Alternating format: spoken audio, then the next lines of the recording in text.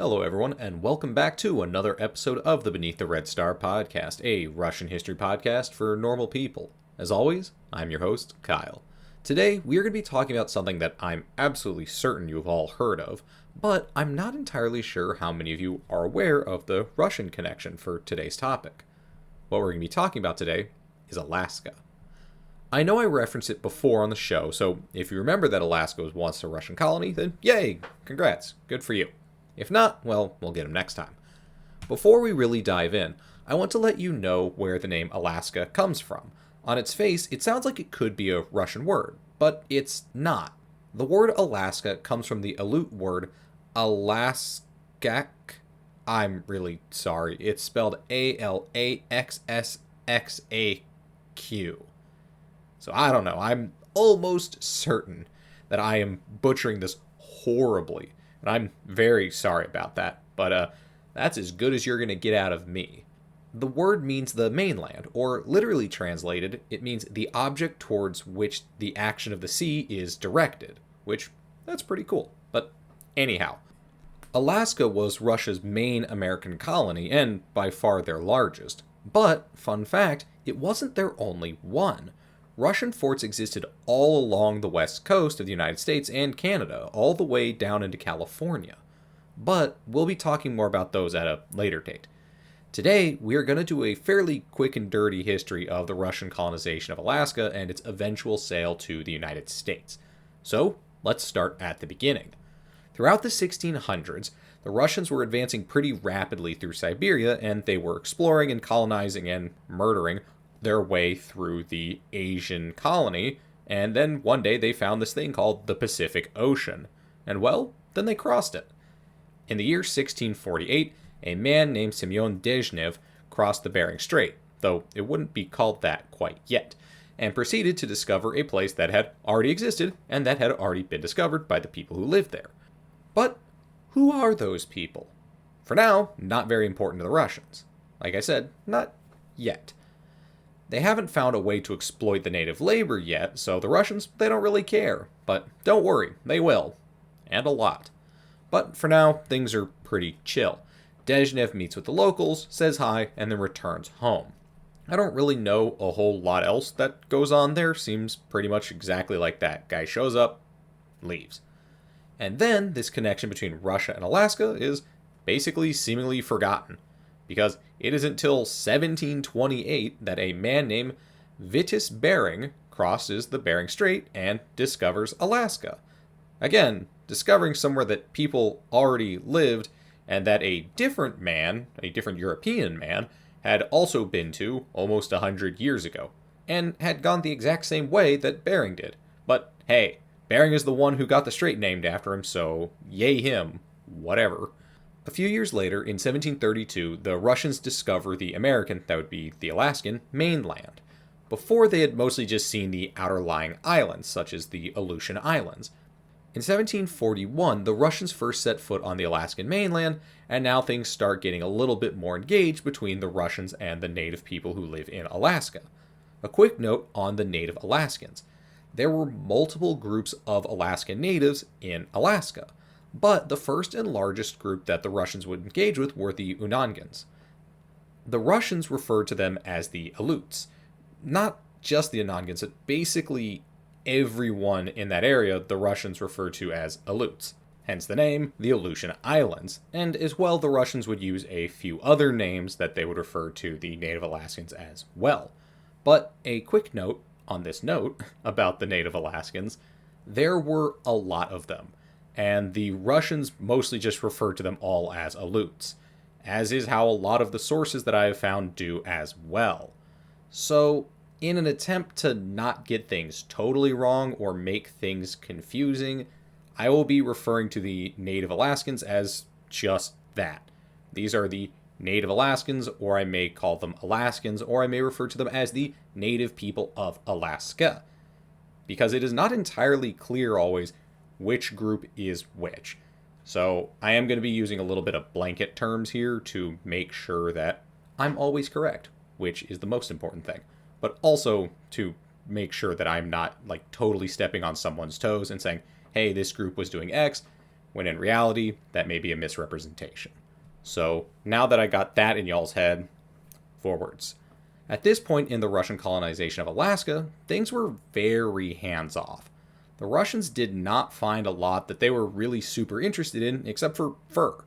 So, for the most part, the Russians would just arrive, maybe establish a small temporary camp on the land, usually like on an island too, not even usually on the mainland, and they would hunt until they either got enough of whatever they wanted or until the weather started turning, then they would pack up their shit and go back home to Russia. The native Alaskans had pretty varied experiences with the Russians at this time.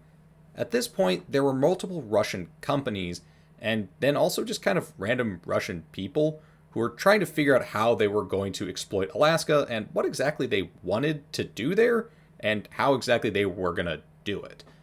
So, in other words, some of these Russians were a hell of a lot cooler than some of the others.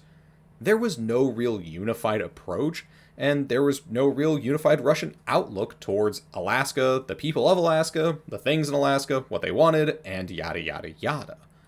But the Russians did find out something pretty quickly. This whole fur trapping and hunting shit, man, it's pretty fucking hard. Especially because this is like being done on the ocean. This is really difficult. The Russians, well, they aren't really going into the interior of Alaska. For the most part, they're just sticking to the coast and these outer-lying islands. So this like whole going around in a canoe and hunting seals and whales thing, well, it's pretty hard when you get down to it. But hey, there just so happens to be a whole bunch of people around here who are really good at hunting and that don't mind doing it. The Russians started trying to trade with the natives and to get them to hunt for them. The Russians started trying to trade with the natives, and they tried to get the natives to hunt for them. Let's just say that the Russians weren't really cool about how they went about doing all this. In some places, this was more like the Russians and the natives working together, and in other ways, it was a little bit more like what you would call slavery. As more Russians entered into Alaska, violence between the Alaskans and the Russians started to spike. The 1760s saw a huge influx in violence. To the surprise of the Russians, the Alaskan natives were pretty fucking good at rocking their shit. In 1762, the Aleut Revolt kicked off. The native Alaskans attacked 3 Russian ships. Of the 3 ships, only 1 was not destroyed, and only 12 Russians survived the attack.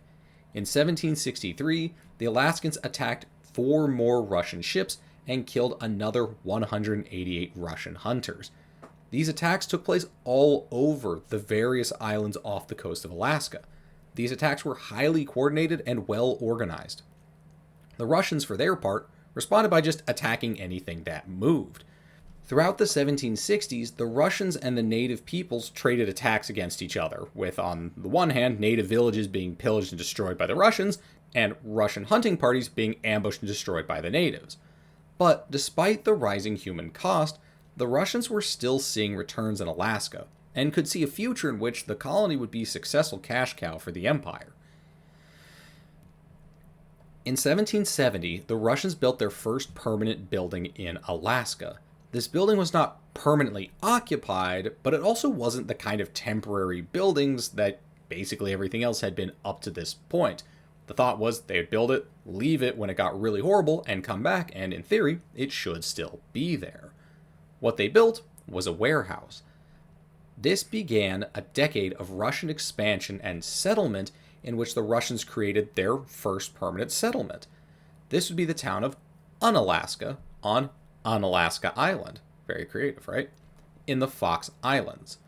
A quick reminder, almost all of what's going on right now is happening in what is now known as the Aleutian Islands and along the Alaskan coastline. Well, white people ain't exactly in the interior of Alaska yet. Anyhow, 1772, Unalaska is founded, and with that, the other ravenous white folk of this world also started deciding that, hey, maybe we need to get a little piece of that pie, which is frankly an insane idea when you think about it.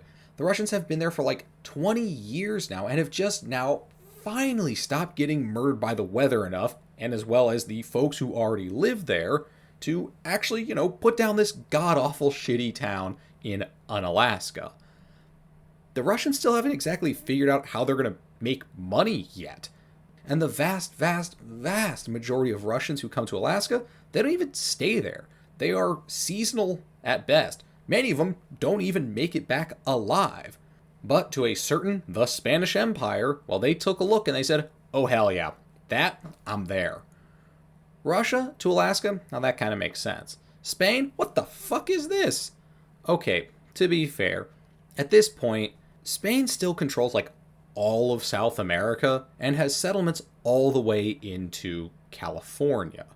So it's not like horribly hard to believe that the Spaniards might have been interested in Alaska, but it's also the 1770s. The Spanish Empire is not exactly doing great, and their control over their foreign colonies is not exactly rock solid. And Spain, it's whatever. Hey, who am I to judge? Anyhow, in 1774, the Spanish start sending explorers to Alaska to begin mapping the coastline and to start trading with the Alaskan people there. In 1778, a certain Captain James Cook arrives in Alaska. Fun James Cook fact, James Cook would be killed in the year 1779, which is about a year later, on Valentine's Day. This would happen because he really pissed off the people of Hawaii by kidnapping their king. It's a wild story. You should look it up. Anyhow, through the 1770s and 1780s, the Spanish would send multiple expeditions up to Alaska with the direct intent of trying to get a toehold in the region and slowing down Russian expansion, and hopefully breaking the functional Russian monopoly that they had in the Alaskan area. Though, this would ultimately be about it. The Spanish Empire was in pretty serious decline at this point, and they weren't really able to keep this up. Again, Russia to Alaska makes sense. Spain to Alaska, boy howdy. By 1792, the Spanish would ultimately cancel all of their expeditions into Alaska. In the year 1784, though, a man named Grigory Shelikov comes to Alaska and establishes a trading post on Kodiak Island. This was done specifically in order to box out, bum-ba-da-bum, another great imperial power, the British, who had been establishing trading posts and were trying to, once again, edge in on Russian control and their functional monopoly of the region. Shortly after arriving, Shelikov sent a request to Catherine the Great asking for a monopoly over all of Alaska.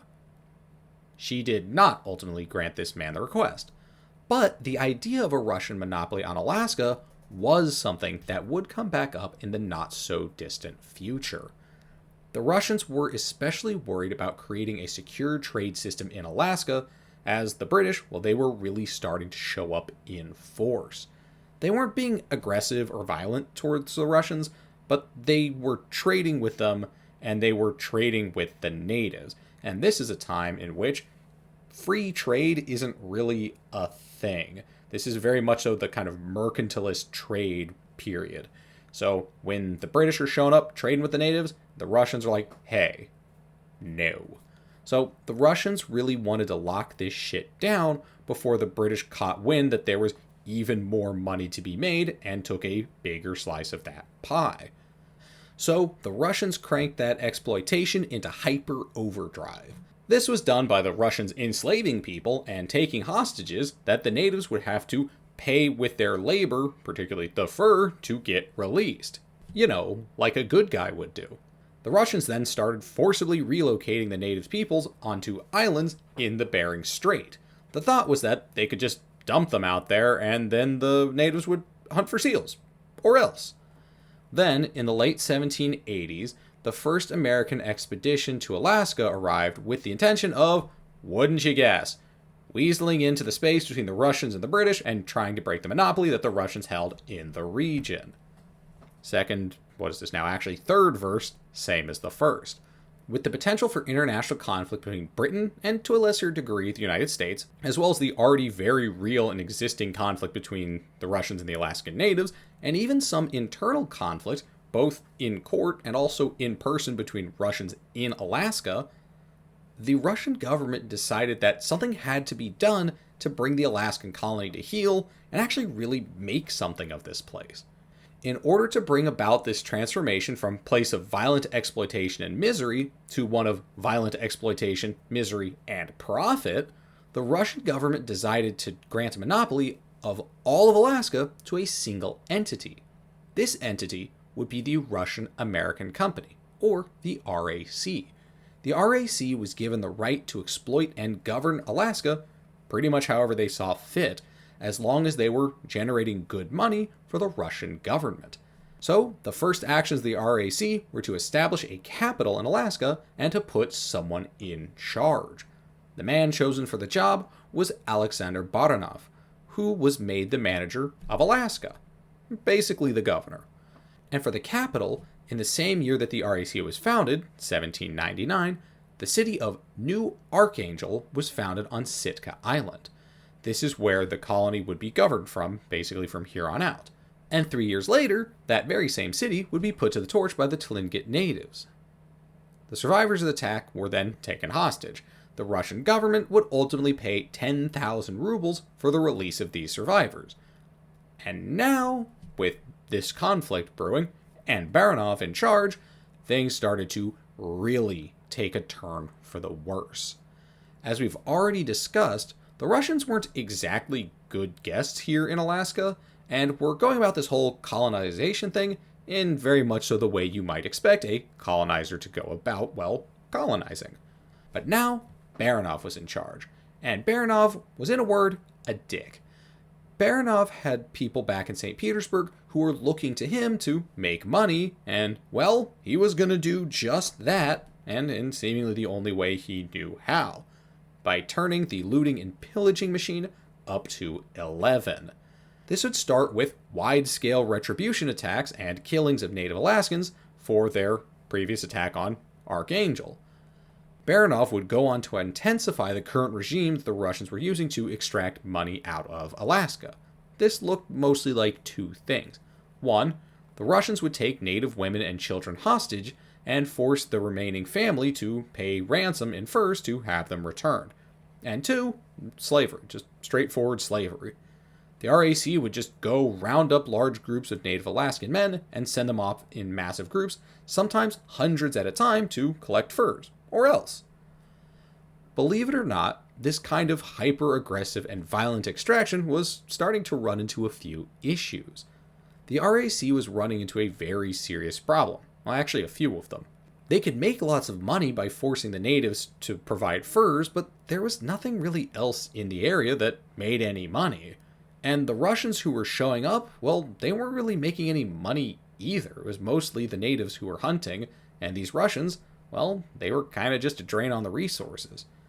This wasn't just an issue of no incoming cash, but it was also an issue of taxation.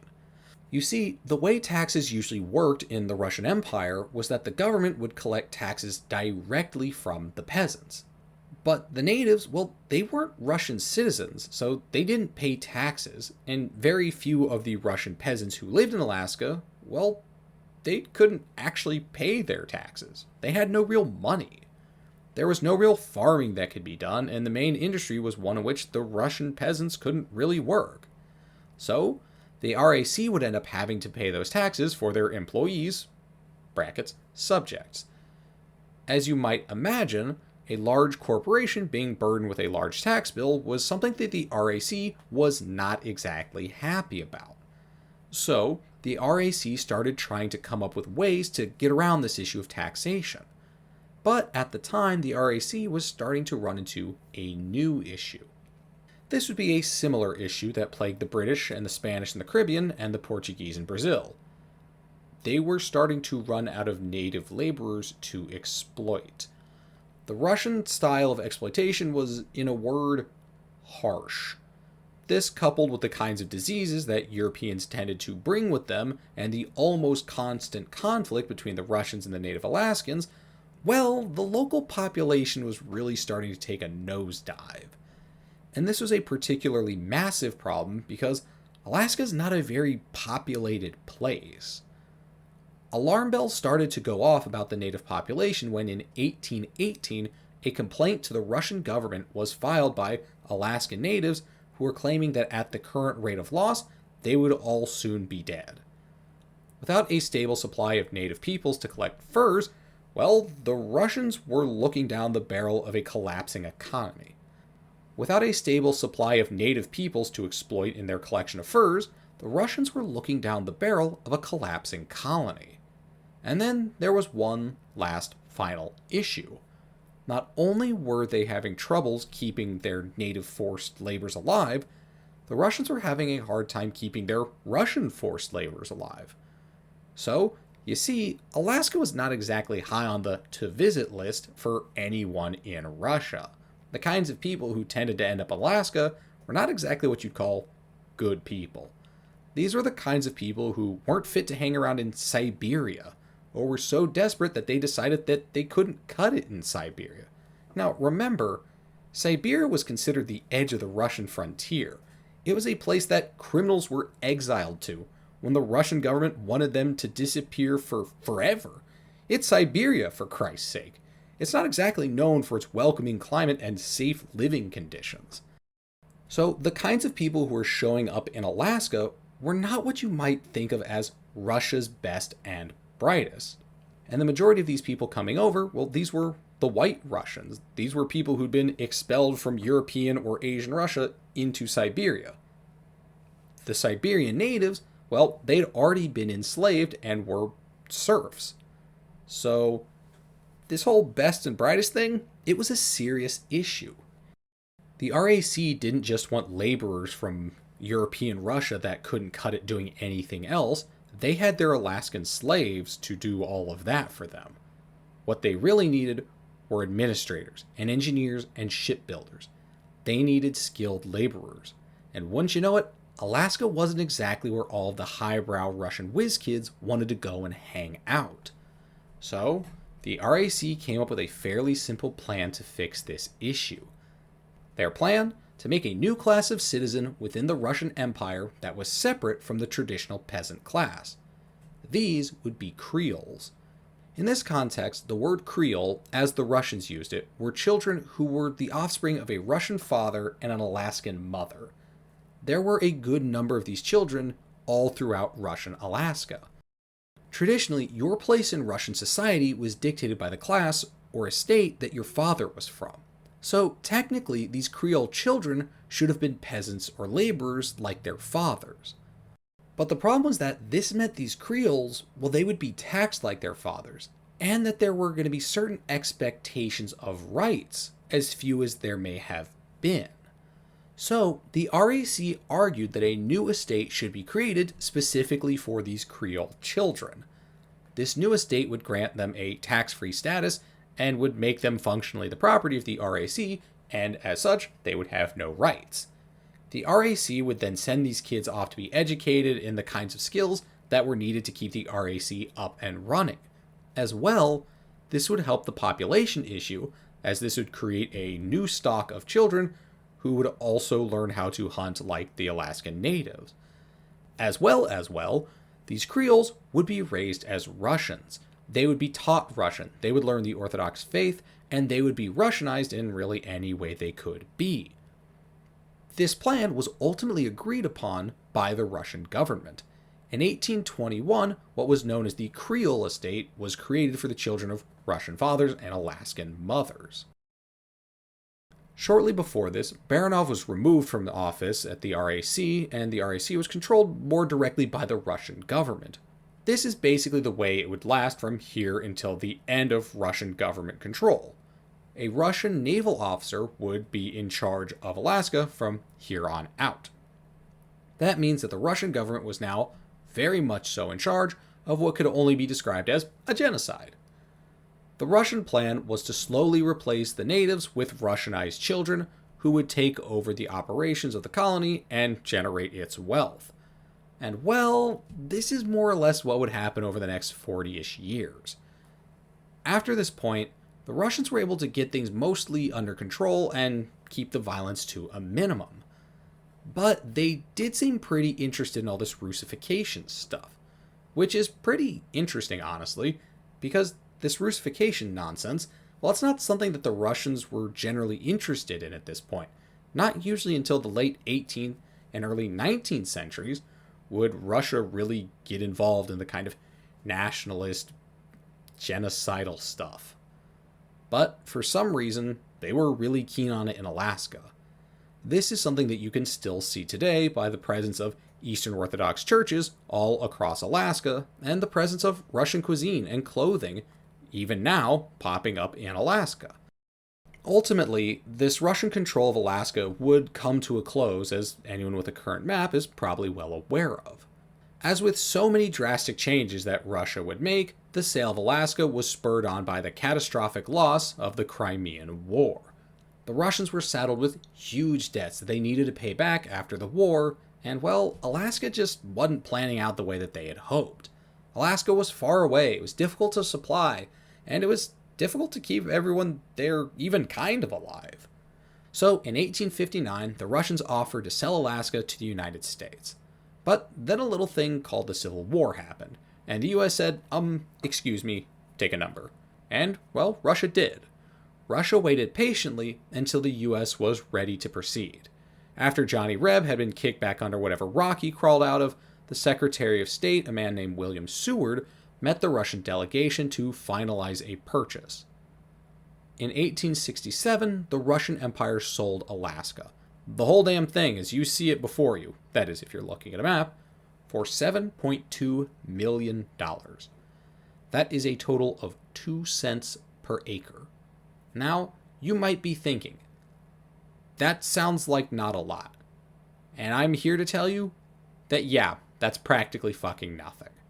In today money, that's $130 million for the whole of Alaska, or about 36 cents an acre in today dollars. So, yeah, as you can tell, the Russians were just ready to get rid of this thing, and that's that.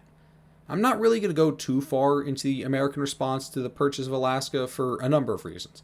One, you should have paid attention in school, and if you don't remember what happened, you can read a book. And two, this is a Russian history podcast, remember? But there is one thing that I did want to share with y'all that I did really enjoy. For those of you who do remember how America responded to the purchase of Alaska, you will remember that the public was not exactly thrilled. Even though Alaska was practically given away for free, it was seen as a dumb decision by Seward. So, the newspapers and other critics came up with fun nicknames for Alaska to poke fun at Seward. The one that y'all most likely remember, certainly it's the one that I remember, is Seward's Folly. But in researching this, I found one that I think really takes the cake. Walrussia. Apparently, people used to refer to Alaska as Walrussia, and I think that's amazing. But on that note, thank you all for listening. I really hope that you enjoyed today's episode, and I hope that you learned something here today. If you did enjoy, or even if you did not, please don't hesitate to leave me a comment on whatever platform you're listening on. Your comments help me to make the show better, and of course they please the algorithm, and isn't that just what we all want in this world? Thank you all again for listening. I hope you're having a wonderful day, and I'll catch you for the next one. Bye-bye.